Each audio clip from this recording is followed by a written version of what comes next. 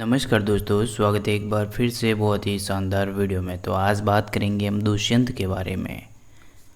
चंद्रवंश राजवंश के एक राजा थे और वे शकुंतला के पति और भरत के पिता है।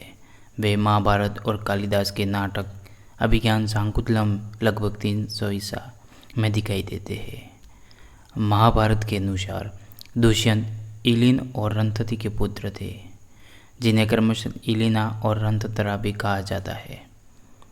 ज्येष्ठाधिकार के अनुसार दुष्यंत अपने पिता के बाद हस्तिनापुर के राजा बने, क्योंकि वे अपने भाई बहनों सूर, भीम, प्रवासु और वसु में सबसे बड़े हैं। अभिज्ञान शाकुंतलम के बारे में बात की जाए तो ग्रीष्म ऋतु के दौरान राजा दुष्यंत वन में एक मृग का पीछा कर रहे थे।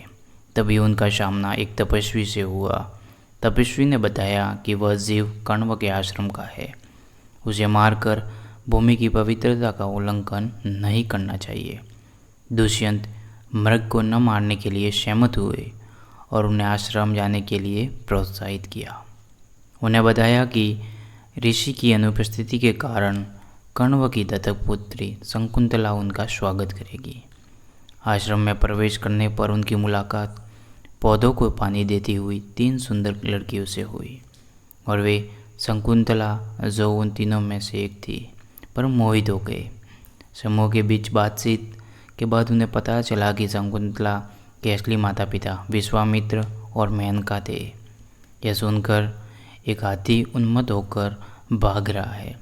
समूह बिखर गया और शकुंतला उस आगंतुक पर मोहित हो गई। राजा ने अपने सेनापति को अराजकता रोकने और अपने लोगों को आश्रम से दूर रहने का निर्देश दिया।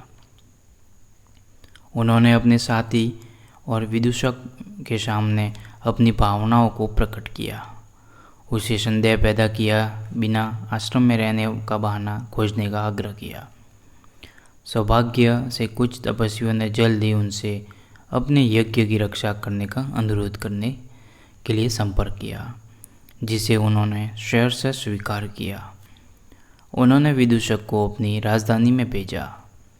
इस डर से उनका मित्र चुगली करेगा उन्हें झूठ बोला कि शकुंतला के लिए उसकी भावनाएं केवल एक मजाक थी।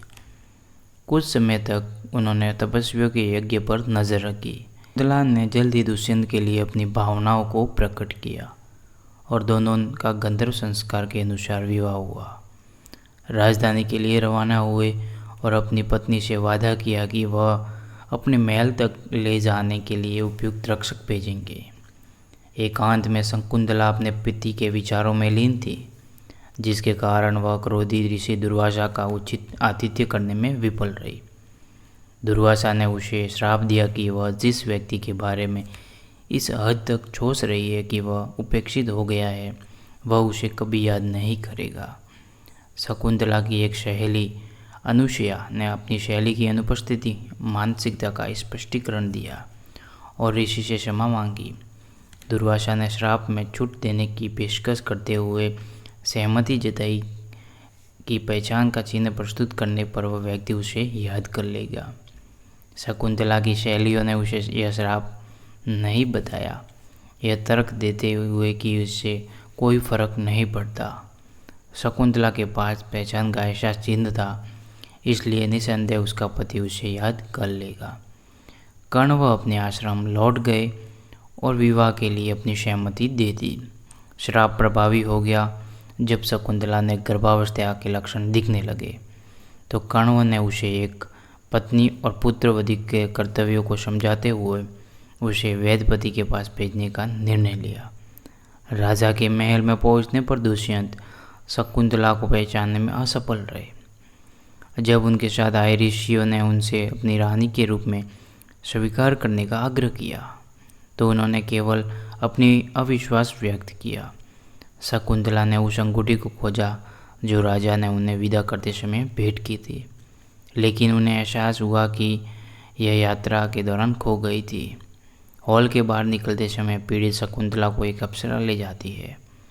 थोड़ी देर बाद वह अंगूठी जो शकुंतला ने पानी के एक तालाब में गिरा दी, एक मछुआरे को एक मछली के अंदर मिली, जिसे चोरी का आरोप के बाद दुष्यंत के सामने पेश किया गया।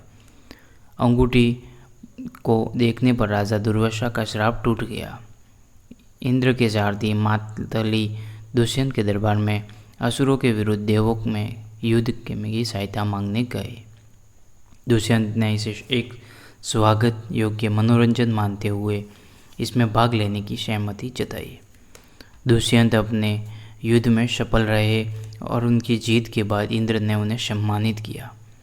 मातली राजा को अपने विमान से वापस पृथ्वी पर ले गए। दोनों ऋषि कश्यप अन्य विवरणों के अनुसार मारीच के आश्रम में अपना सम्मान प्रकट करने के लिए उतरे। जब सारथी ऋषि के पास गया तो राजा को एक बालक मिला जो बिल्कुल उसकी तरह ही था। वह एक शेर के बच्चे के पास खेल रहा था।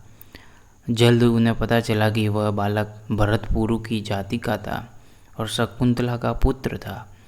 शकुंतला प्रकट हुई और दंपति में जल्द ही सुलह हो गई। कश्यप ने दुष्यंत को श्राप की प्रकृति समझाई, उन्हें आश्वासन दिया कि वह अपनी पत्नी की याददाश्त खोना उनकी गलती नहीं थी। उन्होंने दंपति को अपना आशीर्वाद दिया। दंपति और उनका पुत्र साथ में हस्तिनापुर लौटे और सुखी जीवन व्यतीत किया। अगर आपको दुष्यंत के बारे में कहानी अच्छी लगी हो तो वीडियो को लाइक करें और चैनल पर नए हो तो चैनल को सब्सक्राइब जरूर करें।